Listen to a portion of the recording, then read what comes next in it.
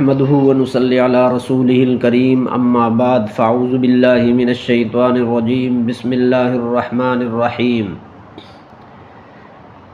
اللهم صل على محمد وانزله المقعد المقرب عندك يوم القيامة جزا الله عنا سيدنا محمدا صلى الله عليه وسلم بما هو أهله بسم الله الرحمن الرحيم ناظرین کرام و سامعین محترم، آج ہمارا موضوع عاشورہ کی فضیلت ہے، یعنی یوم عاشورہ کی فضیلت۔ 10 محرم کی اہمیت یہ ہے، ایک بات تو یہ ہے کہ ماہ محرم میں 10 تاریخ جس کو عاشورہ کا دن کہتے ہیں، یہ بھی خاص دن ہے، بلکہ یوں سمجھیں کہ یہ اس پورے مہینے کا دل ہے۔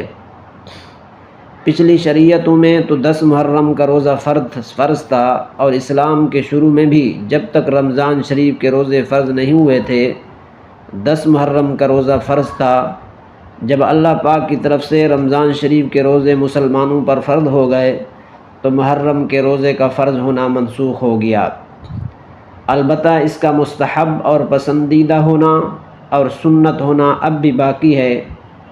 چنانچہ حدیث شریف میں حضرت جابر بن سمرہ رضی اللہ تعالی عنہ سے روایت ہے، فرماتے ہیں کہ نبی کریم صلی اللہ علیہ وسلم ہمیں 10 محرم کا روزہ رکھنے کا حکم فرماتے تھے اور اس پر ہمیں ابھارا کرتے اور اس کی ہمیں بہت تاکید کرتے۔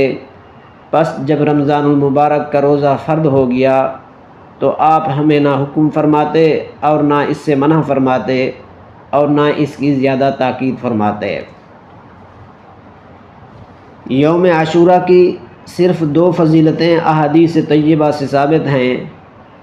نمبر 1، جس میں ایک فضیلت تو اس دن کا روزہ رکھنا ہے جو متعدد احادیث سے ثابت ہے۔ چنانچہ ایک حدیث کا خلاصہ یہ ہے کہ جو شخص عاشورہ کے دن روزہ رکھے گا، مجھے اللہ تعالیٰ کی رحمت سے امید ہے کہ اللہ تعالیٰ اس کے گزشتہ 1 سال کے گناہ معاف فرما دیں گے۔ رواہ مسلم۔